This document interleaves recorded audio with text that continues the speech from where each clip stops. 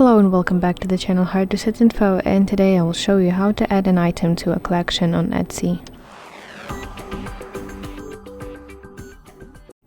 Okay, so let me open Etsy on my phone, and now I need to go to whatever item that I want to add to my collection, and in the top right corner you should press heart icon to add it to your favorites.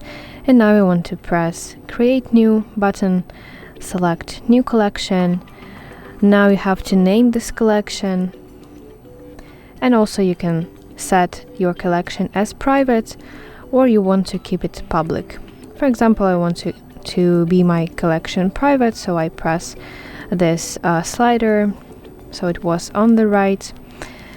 So yes, I have created my collection, and I can find it if I go to my favorite section at the bottom side of my screen, and at the top select collections, and here is basically my collection with the item in it.